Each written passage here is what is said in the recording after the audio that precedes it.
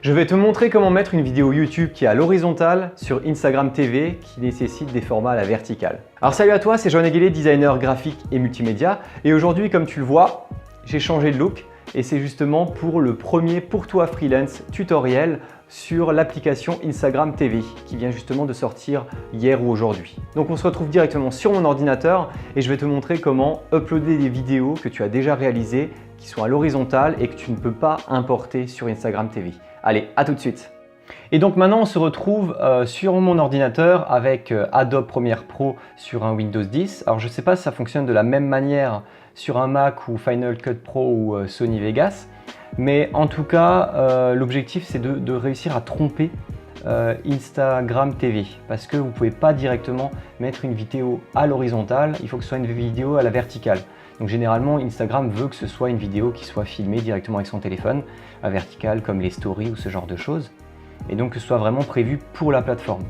Donc je ne sais pas si vous connaissez d'ailleurs l'application Vertical. C'était justement une application de streaming vidéo qui voulait justement promouvoir les vidéos faites dans ce sens-là, dans ce format. Et donc là, Instagram il ne va pas accepter. Si jamais tu as ton téléphone, moi par exemple j'ai un Samsung Galaxy S7, et dès que je vais dans sélectionner les médias, il ne veut absolument pas que je prenne un média qui soit une vidéo à l'horizontale. Il veut absolument une vidéo à la verticale. Du coup, pour cela, il faudra absolument lui faire croire que la vidéo que tu veux lui donner, que tu veux uploader, soit une vidéo à la verticale. Dans ce cas, ce que j'ai fait, c'est que là, tu peux voir que j'ai mon montage. J'ai le montage de mon Pour toi Freelance 2 sur les logos. Donc celui-là, il est à l'horizontale et l'objectif, c'est que je puisse en avoir un à la verticale.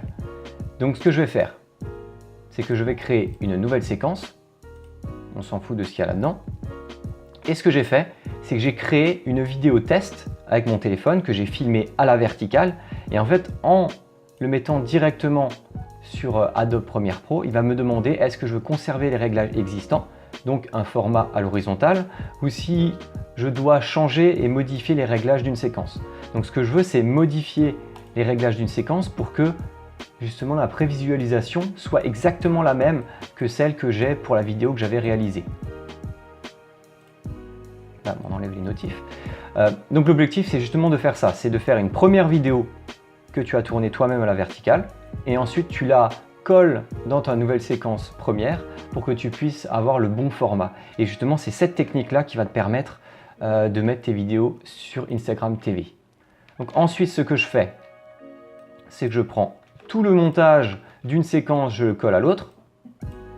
Alors bien entendu, si ta vidéo est faite à l'horizontale, tu ne vas pas pouvoir l'adapter comme ça. Ce qui fait que moi, ce qui s'est passé, c'est que je vais couper. Tu vois, je vais couper les côtés, mais vu que moi, c'est un podcast, c'est une chronique où j'ai pas besoin véritablement de l'image, du coup, c'est intéressant de pouvoir se le faire comme ça. Donc là, pour le moment, on a les bandes noires au-dessus et en dessous. On n'en a pas envie. Du coup, ce que j'ai fait, c'est que je prends ma vidéo Pour toi freelance finale, qui est exactement le même montage, sauf que c'est avec le son et directement exporté. Je vais la mettre derrière. J'ai enlevé le son pour pas que ce soit parasité. Et ce que je fais, c'est que l'un arrive sur l'autre actuellement. Là, je vais augmenter la taille et je vais rajouter du flou. Alors, si t'es monteur, tu connais la technique. Alors du coup, je vais mettre flou gaussien.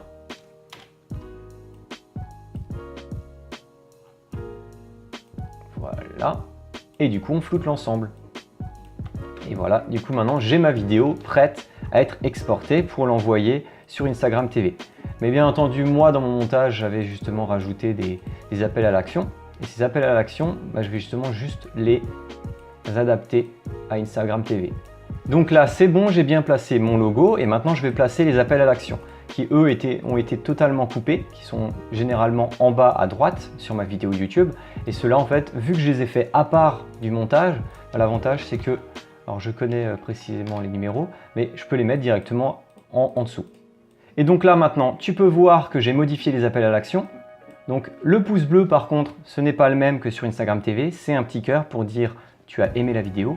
Alors là, je ne vais pas le modifier parce qu'on comprend assez facilement, c'est justement inscrit dans l'inconscient collectif que le pouce bleu, c'est une appréciation. Donc je vais le laisser, même si j'aurais pu le modifier. Et l'objectif, c'est de modifier l'ensemble de ces appels à l'action pour qu'ils soient positionnés au bon endroit. Par exemple, ici, c'est exactement la même chose. On va le modifier. 125 385, voilà, et maintenant c'est au bon endroit, comme ça, vous allez vous inscrire sur YouTube ou sur Instagram. Et maintenant l'objectif c'est d'exporter la vidéo, et ce que tu fais simplement, c'est que tu laisses en H264, correspondance à la source pour qu'il le mette exactement comme il faut, et ensuite tu exportes tout simplement la vidéo et il va garder exactement le format. Alors là, je vais faire l'export, et on va se retrouver dans 2-3 minutes quand l'export sera terminé. Et voilà, c'est bon, la vidéo est encodée. On va pouvoir voir maintenant comment la mettre directement sur Instagram TV. Donc là, c'est l'interface. Et quand je me retrouve sur mon profil, tu peux justement voir qu'il y a eu des échecs d'importation. J'ai testé différents formats vidéo, différentes descriptions, titres, images. Et en fait, je me suis rendu compte qu'il y avait déjà des choses qui faisaient des problèmes sur cette application. Donc là, tu peux voir avec le numéro 1 que tu as pu voir sur Instagram si jamais tu me suis, que la vidéo, elle marche bien. Tu as les appels à l'action qui sont au bon endroit, qui ont été bien placés. Tu as également le titre de la vidéo et la description. Et là, en fait, tu vois que la description est assez courte. Alors, ce que j'ai fait, c'est que j'ai testé avec des descriptions plus longues, comme sur YouTube, sauf que j'ai l'impression que l'application, elle ne le supporte pas. Parce qu'en ayant exactement la même vidéo et en l'exportant, avec le même titre, la même miniature, et bien avec la description, il y avait un échec d'importation.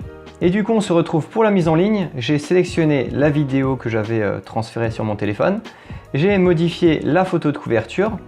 J'ai mis un petit titre et la description. Et du coup, il ne reste plus qu'à faire publier. Et donc maintenant, j'ai ma deuxième vidéo qui est en route.